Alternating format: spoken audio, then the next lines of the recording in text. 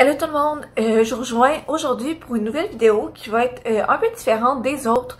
Vu que j'ai pas beaucoup lu durant le mois de décembre, je trouvais que c'était pas vraiment pertinent que je fasse un récapitulatif de mes lectures parce que en ce moment j'ai seulement 2 lectures durant le mois de décembre. J'ai pas vraiment eu le temps de lire, ma fin de session était vraiment chargée. Puis après ça, durant le temps des fêtes, je travaillais.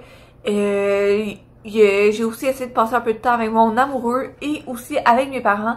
Fait qu'au travers de tout ça, ça me permettait pas tant de beaucoup lire.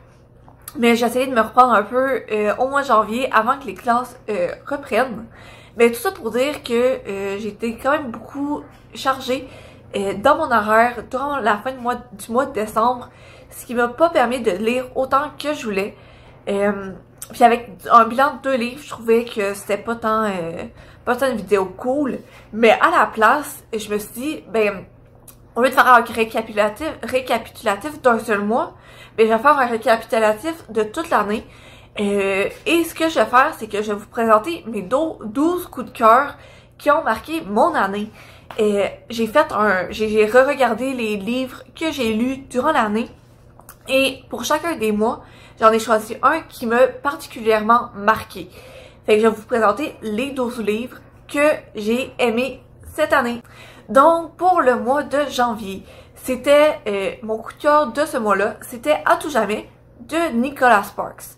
En gros, c'est l'histoire de Landon, un jeune homme qui, en fait, au début de l'histoire, il tourne autour de 57 ans et il va retourner lorsqu'il était plus jeune, à ses 17 ans, l'année où sa vie a un peu été chamboulée.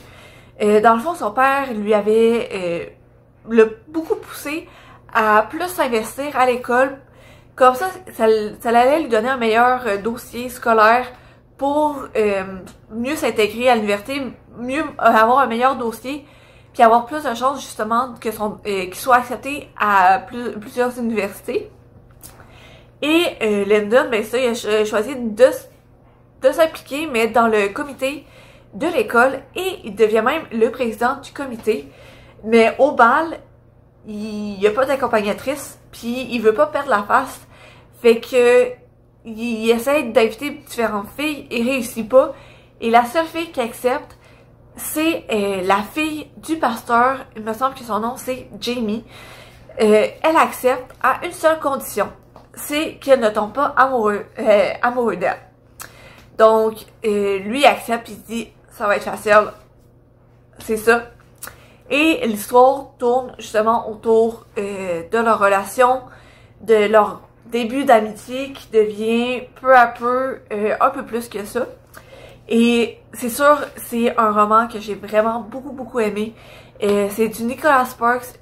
Moi, j'adore les romances et Nicholas Sparks, c'est un des meilleurs auteurs, je trouve, selon mes goûts, qui fait des super livres de romance. Donc, c'était parfait pour ça. Puis surtout que je l'avais lu, je pense, justement, dans mes vacances du temps des fêtes, un peu avant que l'école recommence. Donc, c'est une belle histoire de romance qui fait un peu mal, mais qui est tout de même super douce. C'est parfait pour mes vacances. Pour le mois de février, ça a été ce livre-là, pour vrai, ça a été vraiment un super gros coup de cœur pour moi. C'est Nos âmes tourmentées de Morgane Moncomble. En gros, c'est l'histoire d'Azalée qui est devenue tout ce que les autres avaient dit qu'elle allait devenir. Une femme froide, indépendante, qui rentre pas vraiment en relation avec les autres. Elle s'est détachée un peu des autres, puis elle veut pas justement avoir à se reposer sur l'aide des autres pour pouvoir faire ce qu'elle veut faire. Mais par contre, elle va devoir retourner à Charleston, la ville où elle a grandi. Puis là-bas, elle est vraiment pas tant bien accueillie parce qu'il y a plein de rumeurs qui courent sur elle, comme quoi elle couche avec un peu tout le monde. Plein d'affaires pas cool, puis elle a pas tant hâte, mais elle doit y aller parce que sa mère est morte et faut qu'elle réussisse à vendre sa maison d'enfance. Et elle va faire la rencontre de Eden, qui est son voisin. Lui, il a une petite fille, il a un chien. Il essaie d'avoir la garde de sa petite fille. Et les deux, avec leur rencontre, ils vont essayer de s'ouvrir peu à peu l'un à l'autre. Vraiment, cette histoire-là, c'est beau à voir leur relation. Au départ, je trouvais que c'était un peu superficiel. Elle disait qu'elle le trouvait super beau, puis genre lui, il disait que ça lui dérangerait pas de la connaître un peu plus, mais physiquement, tu sais. Mais peu à peu, plus l'histoire avance, plus on voit leur relation se solidifier, puis se rapprochent l'un de l'autre vraiment pour devenir un couple vraiment soudé, qui s'ouvre l'un à l'autre. Peut-être Eden qui s'ouvre un peu plus facilement à Azalée, mais Azalée garde un super gros secret. Et pour elle, c'est vraiment difficile de s'ouvrir et de faire confiance.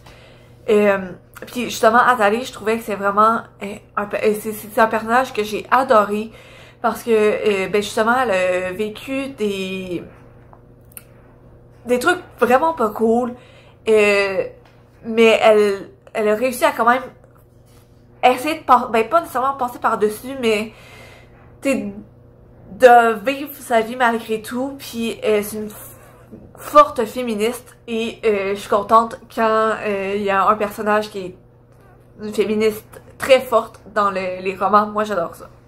Pour le mois de mars, c'est ça. Pour le mois de mars, mon coup de cœur, c'est la série Céleste. En fait, c'est une relecture que j'ai faite.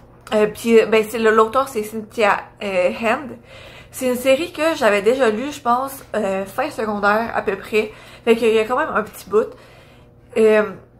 Puis j'étais retournée à un moment donné chez mes parents, je l'avais vue dans ma bibliothèque, puis je suis comme, oh, c'était vraiment une série que j'avais aimée. Je vais la rapporter, je vais la lire quand je vais pouvoir, puis je me stresse pas trop là-dessus. Finalement, j'ai pris le premier, je l'ai lu, puis j'ai pas été capable de me retenir, j'ai lu les deux autres à la suite, je les ai dévorés encore une fois. Puis surtout que, ben ça, j'avais lu le premier, j'avais commencé le deuxième, mais j'avais pas terminé le deuxième, puis j'avais pas lu le troisième, fait que il me manquait quand même un bout de l'histoire. Fait que ça, j'étais vraiment contente de tout finir parce que, pour vrai, une de mes séries préférées, pour vrai, je pense que c'est dans mon top 5 de mes livres préférés. En gros, je vais vous raconter un peu plus l'histoire du premier tome pour pas trop vous spoiler le reste.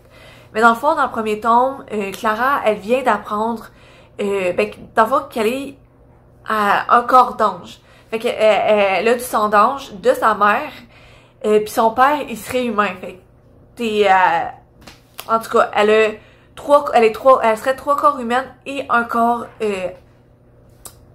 ange, c'est ça que je voulais dire. Ce qui fait en sorte qu'elle a une mission à accomplir. Sa mission, elle la voit au travers de rêves un peu bizarres, qui lui disent pas nécessairement tout, mais avec les détails qu'elle peut voir dans ses rêves, ça peut l'aligner pour savoir où est-ce que ça se passe, pour pouvoir tout ça. Puis justement, dans un de ses rêves, elle se rend compte qu'elle doit déménager dans un autre état pour faire la rencontre d'un jeune homme qu'elle ne connaît aucunement. Et c'est ça, fait que là, elle déménage là-bas, elle fait sa rencontre, et tout ça chamboule toute sa vie. Puis c'est ça, cette histoire-là, je l'ai vraiment aimée parce que, ben tu sais, ça sort un peu de notre monde. C'est comme un peu à l'enchevêtrement de notre monde, puis de quelque chose de plus merveilleux, si on peut dire, de plus fantastique. Puis pour elle, j'ai vraiment embarqué rapidement dans l'histoire. Ben ça, je vais pas vous en dire plus, sinon je vais tout vous raconter l'histoire, puis ça va être poche pour vous si vous voulez le lire. Mais c'est ça, mon coup de cœur du mois de mars, c'était la série Céleste. Donc, pour le mois d'avril, mon coup de cœur, ça a été Les McCoy d'Alexiane Till. Pour vrai, j'ai vraiment, encore une fois, adoré ce roman-là. J'ai lu après ça les 2 autres tomes. Puis j'ai reçu en cadeau cette année le 4e tome, fait que je l'ai dévoré lui aussi. En fait, les McCoy, ça m'a été recommandé par une de mes amies. Puis pendant quelques mois avant que je lise réellement, elle me disait, est-ce que tu as les McCoy? Est-ce que tu les as lus? Vraiment, faut que tu les lises. Let's go, faut que tu les lises absolument. Puis après, je me suis fait aussi une amie sur Instagram qui me disait, oui, je les ai lus, faut que tu les lises. Ça me donne le coup d'aller en Écosse. Il faut absolument que tu les lises. Fait que je me suis acheté le premier et le deuxième. Parce qu'il me disait, achète-toi le deuxième, sinon tu vas rester sur ta faim puis tu vas pas aimer ça. Puis je regrette pas d'avoir acheté les deux premiers parce que en effet, fallait absolument que je continue ma lecture.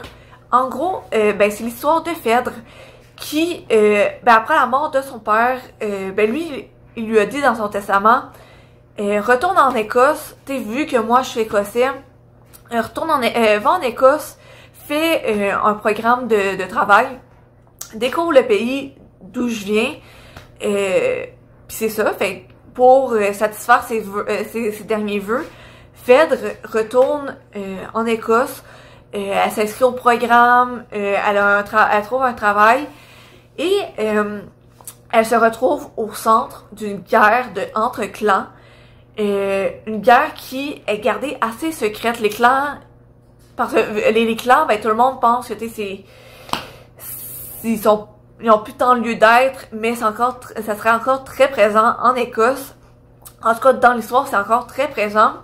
Et Phèdre se retrouve au milieu de tout ça.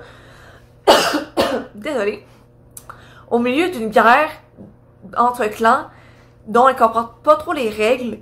C'est un monde assez sexiste dont les femmes sont faites pour écouter, pour soutenir leur mari, blablabla, puis c'est les hommes qui se battent.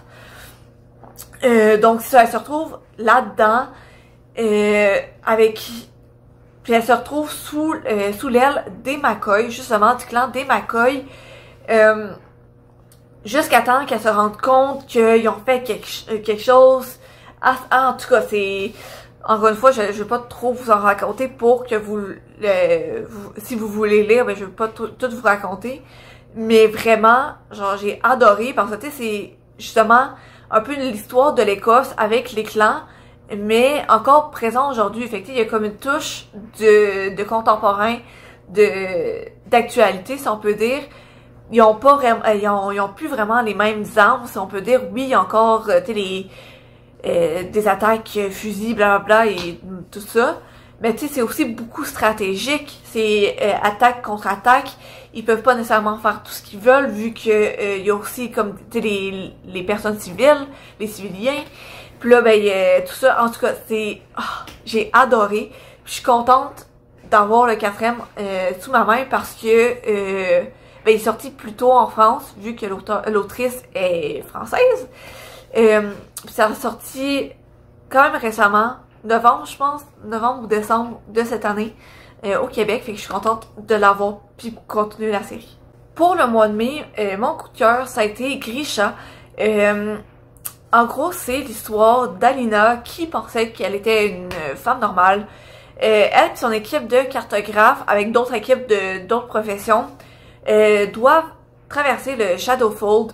Dans le fond, c'est une rivière vraiment ténébreuse avec plein de créatures qui sont là pour les tuer. Mais ils font la traversée pour justement essayer de voir un peu la cartographie, voir ce qu'ils peuvent faire pour arrêter, comme renverser la magie qui a créé cette sorte de rivière-là. Mais durant ce voyage-là, Alina se rend compte qu'elle n'est pas une humaine normale. En fait, elle aurait un pouvoir de lumière, puis ça serait la seule vivante à ce moment-là qui a ce pouvoir de lumière-là. Dans le fond, cette lumière-là permet comme d'éloigner les créatures, de les blesser. C'est un pouvoir vraiment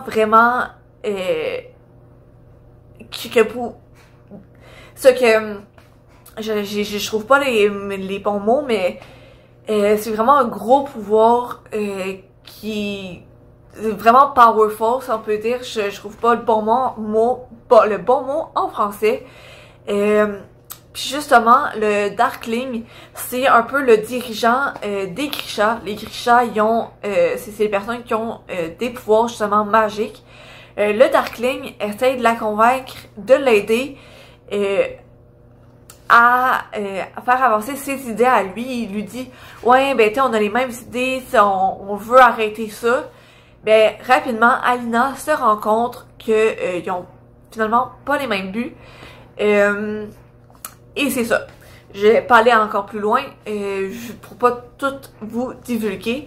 Surtout que moi, le livre, lui que j'avais, c'était l'intégrale. Comme vous allez pouvoir le voir dans le coin de l'écran ici, là. Je trouvais que quand j'ai passé devant le magasin de livres, je l'ai vu. Je suis comme, ok, je sais pas c'est quoi le résumé, je m'en fous. Je me fous du prix, je le prends assurément. Je le trouvais tellement beau.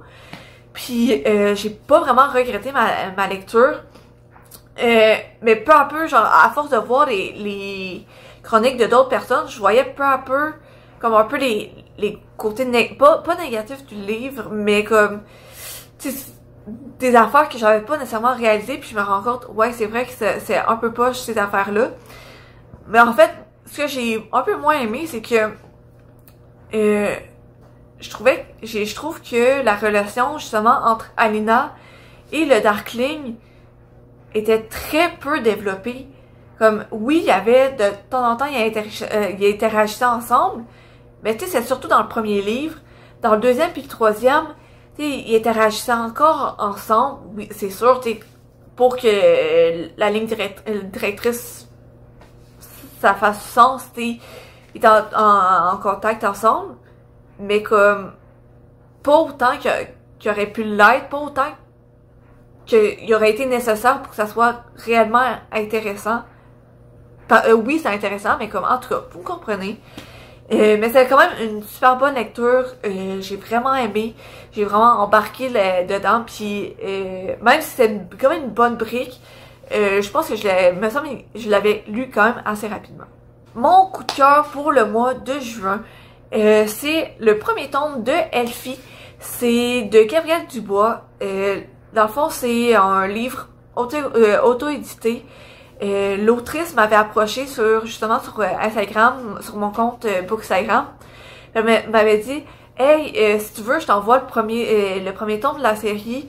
Lis-le, puis tout ce que je demande en retour, c'est que tu fasses une chronique dessus.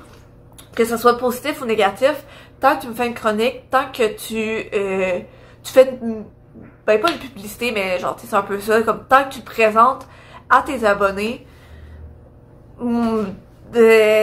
sois honnête par rapport à ta lecture, puis c'est ça. Et pour vrai, j'ai vraiment adoré, j'ai vraiment aimé ça. Au départ, j'avais un peu peur. Dans le fond, ça se passe dans les années 1700, si je me souviens bien. Puis c'est le personnage d'Elfie, une jeune femme qui veut pas nécessairement, qui veut pas satisfaire, qui est pas satisfaite de ce qu'il lui est demandé en tant que femme. Elle aime pas le rôle qu'elle a, parce que ses parents, ils essaient de la faire marier à un homme, mais elle veut pas être mariée à quelqu'un qu'elle n'aime pas. Donc, elle va essayer de retrouver sa tante dans une autre ville qui, elle, justement, n'est pas mariée. Puis elle semble heureuse, son nom, Elfie. Puis en chemin, elle fait la rencontre de Angus, un jeune homosexuel, mais caché. Parce que dans le fond, l'homosexualité, dans ce temps-là, n'était pas très acceptée non plus. Donc, elle essaie de rencontrer sa tante. Elle réussit, mais sa tante la revire de bord, puis elle est comme « Non, retourne chez tes parents, je vais pas te prendre en main. » Puis Angus, lui propose un deal. Dans le fond, c'est que les deux se marient. Pas nécessairement se marier, mais cohabitent ensemble pour être comme une sorte de couple. Comme ça, lui, sur le bord, il pourrait quand même fréquenter des hommes sans que la police l'arrête, vu que il habite avec une femme. Puis il subviendrait à ses besoins à elle, il ferait de l'argent pour les deux. Et elle, de son bord, elle serait libre de faire ce qu'elle veut. Et c'est ça. Comme je disais, j'avais un peu peur avant de commencer ma lecture Parce que les romans historiques, habituellement, j'aime pas trop, j'embarque pas vraiment. Mais là, j'ai vraiment embarqué en grande partie parce que justement, Elfie était une jeune féministe au devant de son temps. Sans nécessairement réellement le savoir, c'est une jeune féministe. Et comme j'ai déjà dit, moi j'adore ça, les rôles féminins qui sont féministes. Fait que je l'ai lu, puis je me suis acheté après la suite que je n'ai pas encore lu, mais je prévois lire, j'aimerais ça le lire durant l'année prochaine. Pour le mois de juillet, mon coup de cœur, ça a été Le Royaume assassiné. En gros, c'est l'histoire de Lyra, qui est une jeune sirène. Elle est reconnue comme étant la dévoreuse de princes, me semble que c'est ça son titre. Puis c'est la fille, en fait, de la reine des mers. Fait qu'il y a la reine des mers qui contrôle les mers, comme c'est évident. Puis il y a Lyra qui est sa fille, qui est genre, tu sais, c'est comme les deux personnes qui ont le plus de pouvoir dans les mers. Puis ça, à chaque année, dans le fond, durant leur mois de naissance, les sirènes doivent aller voler le cœur d'un marin et le rapporter, puis ils font une collection de cœurs. Puis Lyra, elle, à chaque année, ses cibles, c'est les princes. Et c'est comme ça qu'elle a atteint sa réputation de dévoreuse de princes, puisque ses victimes cibles, c'est les princes. Puis sa prochaine cible, c'est le prince Eliane. Elle veut essayer d'avoir son cœur à sa prochaine fête. De son côté, Eliane, lui, justement, c'est un jeune prince, mais il est quasiment plus souvent sur son bateau que avec son équipe de pirates que sur la terre ferme en tant que prince avec ses parents. Puis lui, il s'est donné comme objectif de justement trouver la dévoreuse de prince et de la tuer pour pas que sa vie en premier lieu soit toujours en péril. Puis aussi que ses amis princes arrêtent de mourir un après l'autre à chaque année. Puis les deux vont se rencontrer lui, il va pas le savoir qu'il a rencontré la dévoreuse de prince, mais en fait, ils vont se rencontrer quand Lyra va faire l'erreur de tuer comme une femme poisson. Dans le fond, c'est comme un peu une sirène, mais moins évoluée. Elle va la tuer, puis comme conséquence, la reine des neiges, je me reprends, comme conséquence, la reine des mers la transforme en humaine et lui donne 1 an pour prendre le cœur du prince, sinon elle la laisse sous forme d'humaine. Et les humains, pour Lyra, c'est la pire affaire du monde, elle les déteste. Donc, ça va tourner autour de cette dynamique-là de Eliane qui ne sait pas, qui a recueilli, que la jeune femme qu'il a trouvée dans les mers, c'est la dévoreuse de prince. Puis Lyra, qui va essayer de gagner la confiance de l'équipage pour essayer de planifier, de monter son plan pour justement prendre le cœur du prince. Vous comprenez la situation? Fait que ouais, c'est un livre que j'ai vraiment dévoré. J'ai adoré l'univers. C'est ça. J'ai rien de plus à dire. Mon coup de cœur du mois d'août, ça a été La carte des confins de Marie Replin. C'est l'histoire de Cally qui est la meilleure voleuse de son monde. Blake, lui, c'est le meilleur capitaine de pirates de son monde.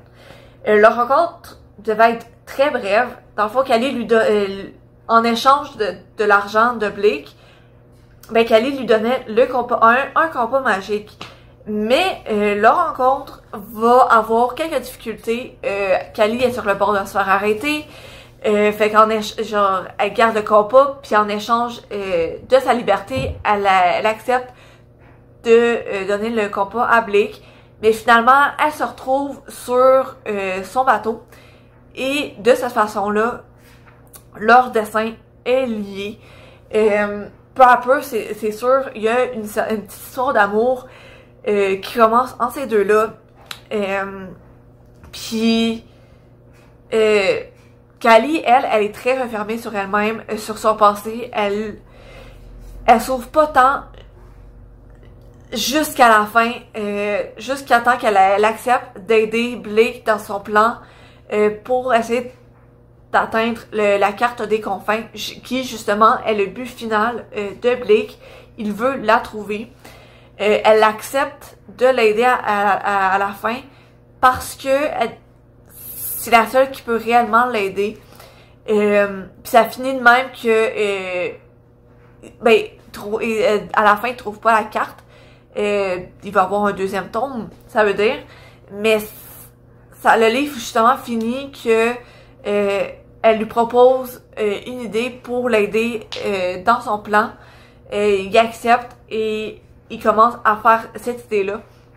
Je sais, je suis très vague dans ce que je suis en train de dire, mais c'est que c'est un gros spoiler sinon si je vous raconte tout ce qui s'est passé.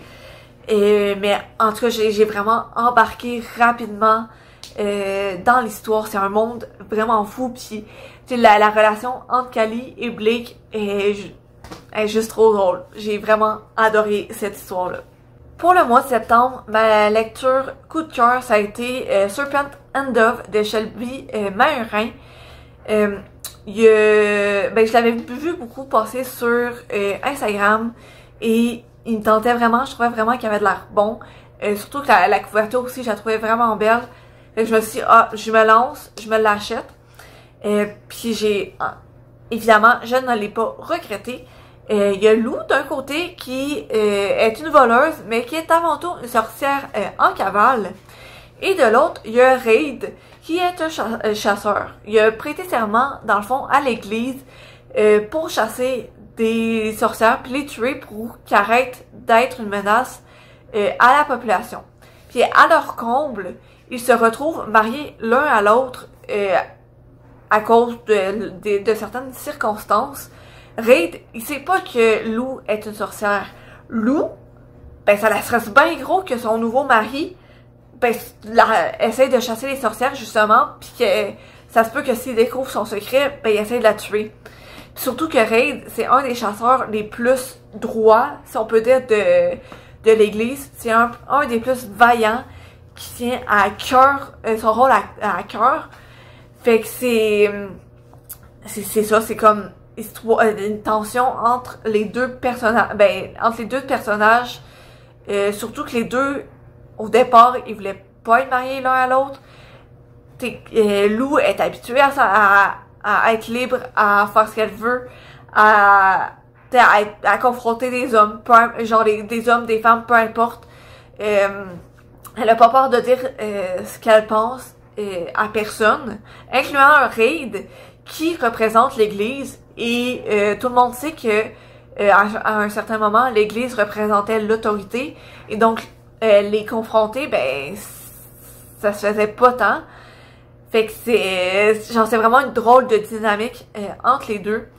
Puis encore une fois, c'est une histoire avec plein de revirements que j'ai juste adoré. Pour le mois d'octobre et de novembre, je vais faire les coups de cœur ensemble. Parce que dans le fond, j'ai pas tant lu ces 2 mois-là non plus. Puis en fait, j'ai lu la série Campus Drivers, le tome 1, 2, 3 au travers du mois d'octobre et de novembre. Puis ça a été mes coups de cœur ces 2 mois-là. Le premier tome durant le mois d'octobre, puis le 3e tome durant le mois de novembre. Donc je vous raconte juste l'histoire du premier pour pas trop vous en divulguer.